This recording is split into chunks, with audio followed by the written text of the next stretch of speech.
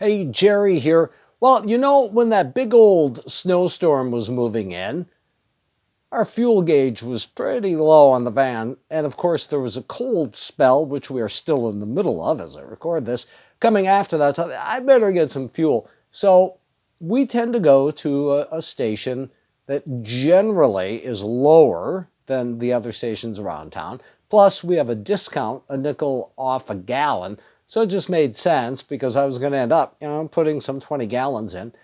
So I get there and I found out I was not the only one with that idea as that weather was moving in. Place was loaded.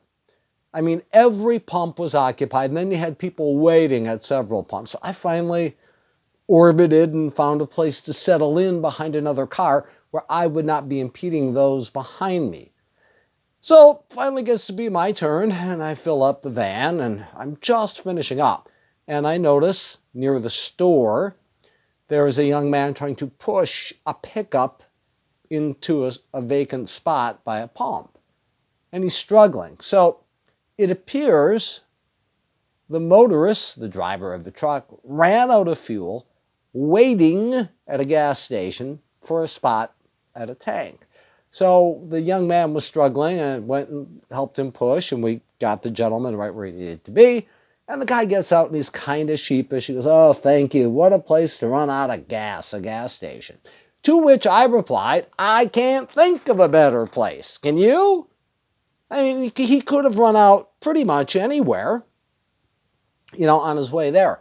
So I thought it was actually very, very fortunate and nothing to be embarrassed about. So I shared that story with Pastor Sean at Oakbrook, and he's like, "Boy, there's got to be a Jesus story in there somewhere." And he was absolutely right. Oftentimes, we as Christ followers find our spiritual tank running on empty.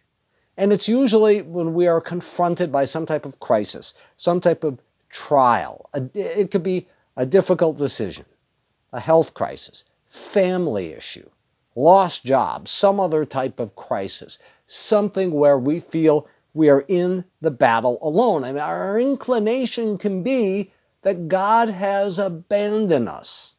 Rather than lean into Him, we feel rejected. Where are you now? Why am I going through this? But He hasn't.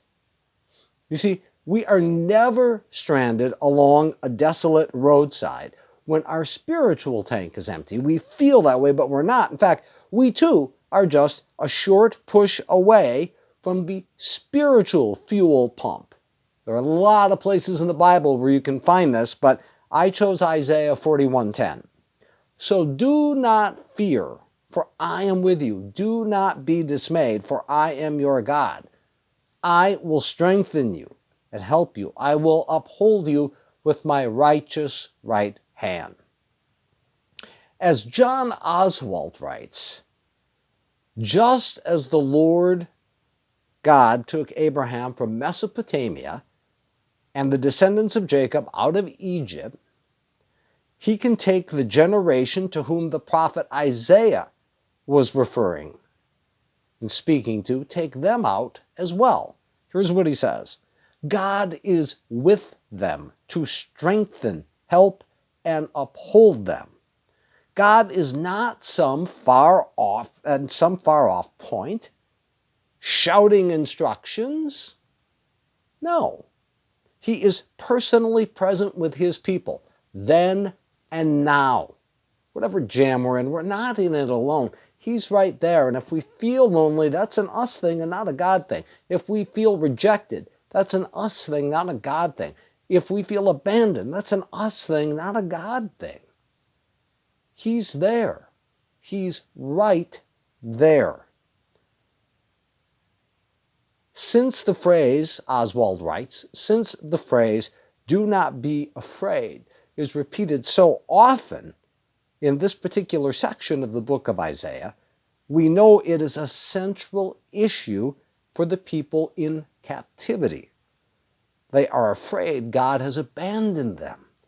So Isaiah reminds them again and again, this will not happen. Whenever your spiritual tank is running on empty like that and you think you have been abandoned, In fact, that's the perfect place to be. Just as it was for that gentleman at the gas station. God is not a CEO managing from on high, detached from events here on earth. No, he is right there to those who have accepted Jesus Christ into their lives. A spiritual refuel is always in reach. In fact, we have a limitless supply of spiritual fuel.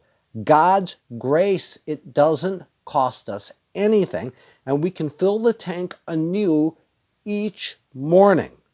Sometimes, though, we need a push closer to that pump to be reminded he is there. That is, we need to be reminded that the spiritual fuel is always available, God's grace. We do that when we get into the Word each day. From the prophets to Paul, from Abraham to Jesus, and all points in between, there are countless reminders in the Bible that we are never alone. Anywhere your spiritual tank runs dry, God's grace is there. If you fill up on His Word each morning, you will never miss it when you need it the most. God bless.